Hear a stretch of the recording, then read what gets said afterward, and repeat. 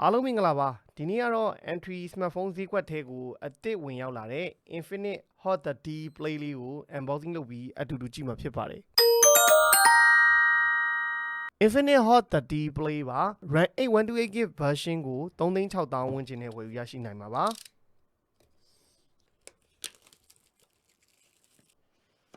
6000 mAh battery ပါမယ် 18W fast charge ရမယ် screen size ကတော့ S-Stone ကြီးပါ 6.82 inch ကိုမှ HD+ resolution 90Hz refresh rate ရမယ်အထူကတော့ 8.6mm နောက် 16GB RAM ဆိုတာ memory extension ကို 8GB ထိထားလို့ရတယ်เนาะဒါကတော့ကျွန်တော်ပါတဲ့ hardware spec ခဏပြလိုက်တာထဲမှာဘာလို့ကြည့်ရအောင်ပါ 0.7 လောက်အထူရှိတဲ့ silicon အပျော်လေးပါပါမယ် 18W charging ကောင် type C ကြိုးလေးပါပါမယ်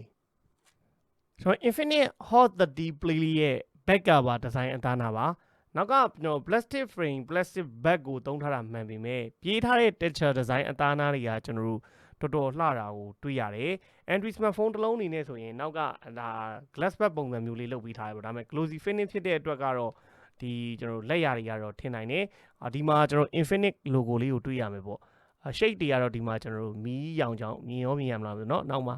shade line လေးတွေဖော်ပေးထားတာ plain မဟုတ်ဘဲနဲ့ texture လေးတွေဆွဲပေးထားတာကတော့တော်လှတယ်ကင်မရာအနေနဲ့ကတော့16 megapixel main camera ပါမယ်နောက်2 megapixel AI cam လေးတစ်ခုပါမယ်ဒီဘက်မှာတော့ကျွန်တော် flash me လေးတက်ဆင်ပေးထားပါတယ်ဒီဇိုင်းအသားနာကတော့ကျွန်တော်တော်လှတယ်ဖုန်းရဲ့အထူအနေနဲ့က 8.6mm ပဲရှိတယ်ကင်မရာဘိန်းကြီးကလည်းအရင်မထွက်ဘူးအလေးချိန်ကတော့203 gram ဆိုတော့အရင်ကြီးလေးတဲ့ထဲမှာတော့မပါဘူးမထူလို့မလေးလုံးတဲ့ဖုန်းတစ်လုံးလို့တော့ပြောလို့ရတယ် screen size ကြီးကတော့ S-Stone ကြီးအကြီးပဲပေါ့နော်ဒါ 6.82 ကတော့ share ကြီးပဲကြည့်ရင်တော့အဲ့တော့ဒီအပေါ်ဘက်မှာတော့လုံးဝသူကဒီစောက်ပုံရဆိုရင်ဒီအပေါ်ဘက်ချမ်းမှာတော့လုံးဝပြောင်ပေါ့ plain လုပ်ထားတယ်ကျွန်တော်ဒီဘက်ဘေးမှာတော့ volume up down power button မှာပဲကျွန်တော် fingerprint လေးထည့်ထားတာကိုတွေ့ရတယ်အောက်ဘက်ချမ်းမှာကျွန်တော် speaker တစ်လုံးပါမယ် type C ပေါ်ပါမယ် mic ပါမယ်နှစ်ချက်ပေါက်လေးပါတယ်ပေါ့နော်အဲ့ဒါနှစ်ချက်ပေါက်ကြိုက်တဲ့လူသဘောကျမယ်ဒီဘက်မှာတော့ကျွန်တော်တို့ SIM slot လေးထည့်ပေးထားပါတယ် SIM card ကတော့ 3card slot ဖြစ်သွားတာနဲ့အညီ SIM card 2 card memory card ဂျိုင်းတူထည့်သွင်းအသုံးပြုနိုင်မှာပါဒီ Entray smartphone ထဲမှာ Infinix တွေကသဘောကျစရာကောင်းတဲ့အချက်တစ်ခုကဘယ်လိုပဲပြောပေါ့နော်ပန်ရှိုးနဲ့လာတာလေးကအဆင်ပြေတယ် Entray smartphone ဖြစ်တာနဲ့အညီဒီချင်းနေပါစေတွေကတော့နည်းနည်းထူတဲ့အနေထားမှာရှိတယ်ဒါပေမဲ့ RAM 8128GB ကိုလုံးဝဖြစ်နေတဲ့ဈေးတွေထဲမှာတော့တန်တဲ့ထဲမှာတော့ပါတယ်ပေါ့ဗျာ 3,600,000 ကျော်နဲ့ RAM များ ROM များကြရင်တော့ရတယ်ပါဝင်တဲ့ SoC ကတော့ Helio G37 ပဲပါဝင်မှာဖြစ်ပါတယ်ရှေ့ဒီ selfie camera 8 megapixel selfie camera screen size က 6.82 IPS LCD ပဲကျွန်တော်ကြည့်ရမှာပေါ့နော်ကဲဟုတ်ပြီအဲ့တော့ကျွန်တော်ဆက်လက်လေးလုပ်ကြည့်ရအောင်ပါ Infinix Hot 30 လေးကိုဒါမြင်တွေ့ရမယ့်အနေထားဖြစ်ပါတယ်ကျွန်တော်တို့peak brightness ကလည်း LCD တစ်ခုအနေနဲ့တော့ရတာ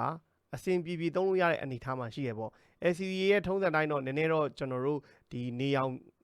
နဲ့ဒါမှမဟုတ်အလင်းများတဲ့နေရာမှာသုံးရင်တော့မျက်စိနဲ့အားစိုက်ပြီးကြည့်ရမယ်အနေထားမှာရှိတယ် screen refresh rate ပေါ့နော် screen refresh rate ကကျွန်တော်တို့ auto switch refresh rate မှာထားရင်တော့auto change ပေးမှာပေါ့နော် variable လိုသလောက် software ကချိန်ပြီးမှာကိုက 90Hz တစ်ခါလေးထားသုံးကြည့်ရင်တော့ 90Hz ထားပြီးတော့သုံးပါအဲ့ဒါကတော့smooth ဖြစ်ဆုံးမြန်သုံးရမယ် battery လည်းပုံကုန်မယ်နောက် eye gap feature သုံးကြည့်ရင်လေ eye gap feature ဖွင့်ပြီးသုံးဖို့အဲ့တော့ eye gap feature သုံးလိုက်တဲ့အချိန်ဆိုရင်ကျွန်တော်တို့အနေနဲ့က display ကဝါသွားပါတယ် blue filter လုပ်လိုက်တာဖြစ်တဲ့အတွက်အဲ့တော့ပိတ်မှပြန်ပြီးတော့နည်းနည်းအပြောင်တန်းတဲ့ဘက်သွားမယ်ပေါ့တခါလေကြာရင်ဆိုင်မှာကျွန်တော်တို့ service လာပြတဲ့ screen ကြီးကအဝါရောင်ကြီးပေါက်သွားလို့ဆိုတာဒါလေးကိုကျွန်တော်တို့က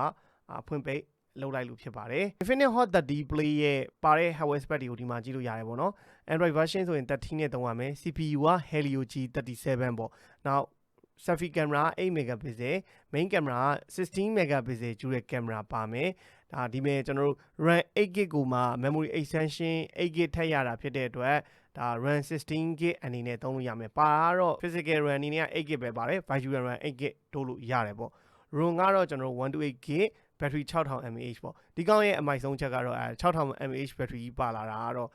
ကျွန်တော်တို့မိုက်တယ်ပေါ့နော်ပုံမှန်လုပ်ငန်းသုံးပါညာဆိုရင်တော့အဆင်ပြေတယ်ပါတဲ့ SoC G37 ကလည်းဒီကျွန်တော်တို့သုံးနေကြ10 တို့ 9 တို့ G35 တို့ 90မှာပါတဲ့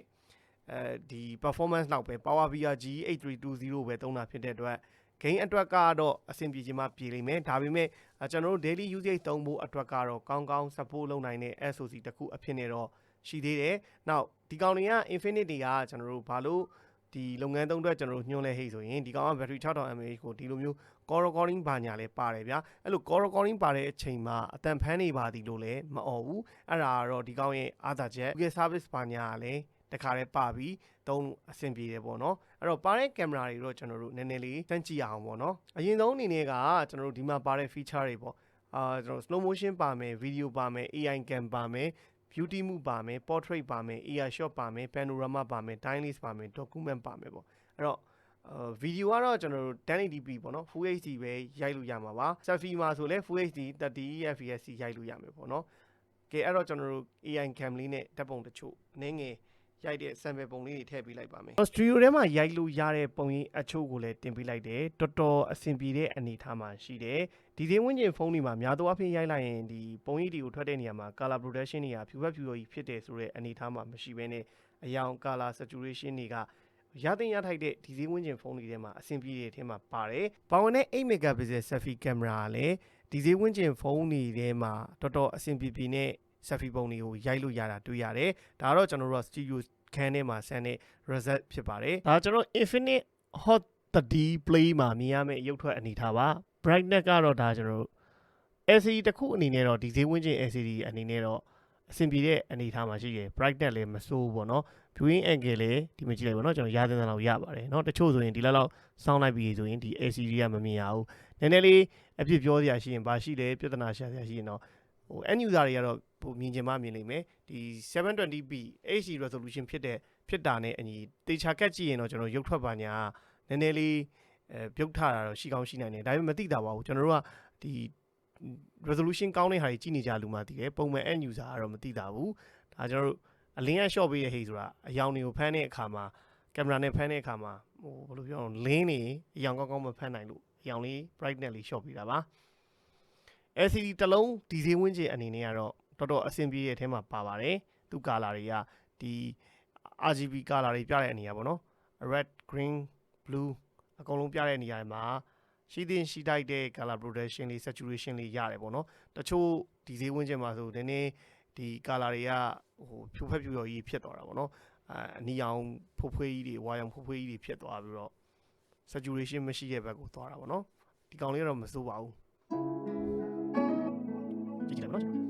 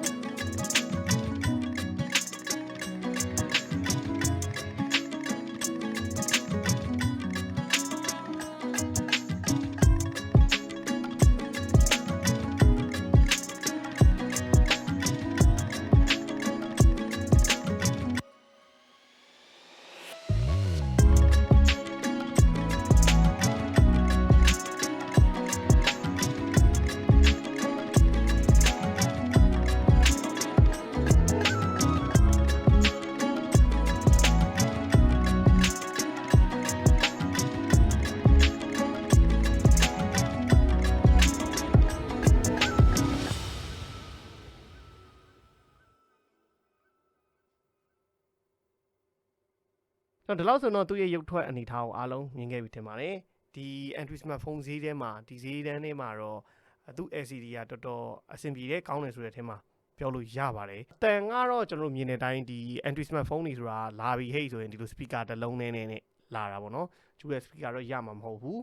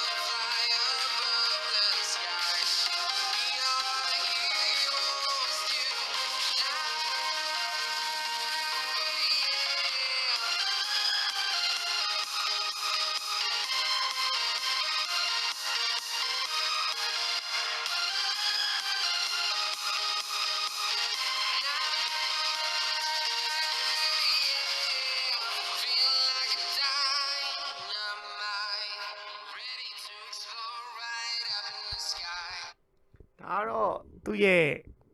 entry smartphone speaker ပဲပေါ့ဗျာအရင်ကြီးတော့မမျော်လင့်နဲ့ base တန်တွေပါတယ်အရင်ကြီးရမှာမဟုတ်ဘူးအတန်းကတော့မတိုးလုံးမကျဲလုံးအနေထားမှာရှိတယ်ကျွန်တော်တို့အရင် play series ပေါ့နော် hot 20 play တော့ hot 30 play တို့ရဲ့ speaker အတူတူလောက်အနေထားမှာပဲရှိတယ် speaker ကတော့ဒီကောင်မှာအရင်တိုးတက်လာတာတော့မရှိဘူး G37 မှာရမယ် graphics setting ပြတာပါ game ဆော့ဖို့ညှိုးတာလည်းမဟုတ်ဘူး game ဆော့ဖို့ဝယ်ခိုင်းတာလည်းမဟုတ်ဘူးကျွန်တော် unboxing လုပ်ရင်ပါနေကြဒီကောင်မှာ graphic ဘယ်လောက်ရတယ်ဆိုတာသိအောင်လို့စမ်းပေးတာပါဒါဒီ game ဆော့လို့ကောင်းတဲ့ဖုန်းတစ်လုံးတော့မဟုတ်ပါဘူးတချို့ကြတော့ရှိရလေ RAM 8ပါလို့ပါညာဆိုတော့ပြီးရင်လည်းဒီမှာမြင်တဲ့အတိုင်းသူပါတဲ့ GPU ကအရင်ကြီးမကောင်းတာဖြစ်တဲ့အတွက်ကျွန်တော်တို့ balance မှာဆိုရင်တော့ medium smooth medium ပဲရတာဗျာတော်တော်ကြီးကို graphic setting နေနေနဲ့ပဲဆော့လို့ရတယ်အဲ့တော့ Spec ကြီးဆော့မယ်ဟိတ်ဆိုရင်လည်းအဆင်ပြေမှာမဟုတ်ပါဘူးဒါပေမဲ့ဒီလောက် medium လောက်နဲ့ဆော့နိုင်တဲ့ဟိတ်ဆိုတော့တမျိုးပေါ့နော်အဲ့တော့ဒါပေမဲ့ဂျာရူပါလားတော့ကျွန်တော်ကြုံလို့ဝင်ကြည့်ပေးပါမယ်ဂျာရူကကျွန်တော်တို့နည်းနည်းလေးတော့လေးတာပေါ့ဗျာလေးတာဆိုတော့သူကဒီလိုစဆွဲလိုက်ရင်ချက်ချင်းမဆွဲဘူးနည်းနည်းလေးတအောင်လောက်နေမှဆွဲတာအနေထားမှာရှိတယ်ဂျာရူကတော့ဒီမှာအလုပ်လုပ်ပါတယ်နော်မြင်နေတိုင်းချက်ချင်းဟိုတော်တော်လည်းမလုပ်ဘူးပေါ့နော်ဂျာရူကတော့ပါတယ်မိုဘိုင်းလေးချင်းကတော့ကျွန်တော်တို့ဟိုရန် heavy မဆော့ဘူးပုံမှန်ဆော့မယ်ဆိုရင်တော့အဆင်ပြေနိုင်တဲ့အနေထားတော့ရှိကောင်းရှိနိုင်တယ်ပေါ့နော်မိုဘိုင်းလေးချင်းမှာတော့အရန်ပတ်ကြီးလောက်တော့ graphic ဆိုးရွားမနေဘူးပုံမှန်ကျွန်တော်တို့ဒီဈေးဝန်းကျင်မှာရနေကြ refresh rate က high graphic က high နေတော့ရပါတယ်ဒါကျွန်တော်တို့ Infinix Hot 30 Play ရတဲ့ graphic setting တွေကိုပြပေးခဲ့တာဖြစ်ပါတယ်ဒီနေ့ကျွန်တော်တို့ဒီ Infinix Hot 30 Play လေးကို unboxing လုပ်ပြီးတော့ first impression အနေနဲ့ပြောရရင်ပါဝင်လာတဲ့ SoC G37 ပေါ့နော်ဒီ G37 ကဟိုနာမည်သား G37 ဖြစ်သွားတာအရင်ကျွန်တော်တို့သုံးနေကြ G35 တို့ G25 တို့နဲ့ပါတဲ့ GPU ကအတူတူဖြစ်တဲ့အတွက် graphic setting တွေအမြင်ကြီးမရဘူး game ဆော့ဖို့အတွက်ဝယ်မယ်ဟိဆိုရင်တော့အားမပေးပါဘူးထပ်ပြောပါတယ်နောက်ထပ်အနေနဲ့ကဒီကောင်းရဲ့ရည်ရွယ်ထားတဲ့ target ကလည်းဟို RAM 8128ပါရင်တချို့ကကြတော့ဟို game ဆော့လို့အရင်ကောင်းမယ်ထင်ပြီးတော့ဒါကြီးကိုဝယ်မစိုးလို့ပါအဓိကဒီကောင်းရဲ့ target က RAM ROM များပါတာဖြစ်တဲ့အတွက်ကျွန်တော်တို့ဒါ daily usage သုံးတဲ့အတွက်မှာဇက်ကားတွေဗီဒီယိုထည့်အများကြီးကြည့်လို့ရမယ်နောက်လုပ်ငန်းသုံးအတွက်ဆိုပေါ့ပါသုံးလို့ရနိုင်တဲ့အနေအထားမှာရှိရဲ့သူ SoC ကပါတဲ့ display က S-Tone 6.82 inch ဆိုတော့ဗီဒီယိုကြည့်မယ်စာသင်မယ်ဆိုတဲ့သူတွေအတွက်ဒီ Entry smartphone အနေနဲ့လုံလောက်တယ်ရုပ်ထွက်လည်းကောင်းတယ်ပါတဲ့ကင်မရာတွေကလည်းကျွန်တော်တို့ဒီဈေးဝန်းကျင်မှာတော့ဟိုရုပ်ထွက်ရတဲ့ဟာရှိမှလဲ sample ပုံတွေပြထားတာမြင်ခဲ့လိမ့်မယ် color saturation ဖြစ်တဲ့အနေအထားမှာပုံရိပ်တွေကိုရတယ်ပေါ့ဗျာ selfie camera 8 megapixel ကလည်းမဆိုးဘူး speaker ကတော့အရင်မကောင်းဘူးအရင် play series တွေလိုပဲပုံမှန်အနေထားပဲရှိရဲ့အရင်အတန်ကြည်တောက်ရှင်းဆိုတဲ့အနေထားကိုတော့မရဘူး battery 6000 mAh ကတော့လုပ်ငန်းအတွက်လုံးဝအဆင်ပြေလို့18 watt ပါတယ်ဆိုတာကတော့ quick charging အများကြီးမဟုတ်ပေမဲ့အဆင်ပြေတယ်ထပ်ပြောရမှာ game ဆော့မယ်ဆိုပြီးတော့ feed တက်ပြီးတော့မဝင်နဲ့ဒီတိုင်းကျွန်တော်တို့ဒီလုပ်ငန်းသုံးဖို့အတွက် Google service တွေပါတယ်နောက် call recording တွေပါတယ်အတွက်ကတော့ Infinix Hot 30 Play ကကွတ်တယ်လုံးသုံးလို့အဆင်ပြေတဲ့အနေထားမှာရှိရလို့ပြောရင်းနဲ့ကျွန်တော်တို့ဒီနေ့ unboxing လေးကိုဒီမှာတင်အဆုံးသတ်ပါမယ်အားလုံးဘိုင်းမိတ်ပါခင်ဗျာ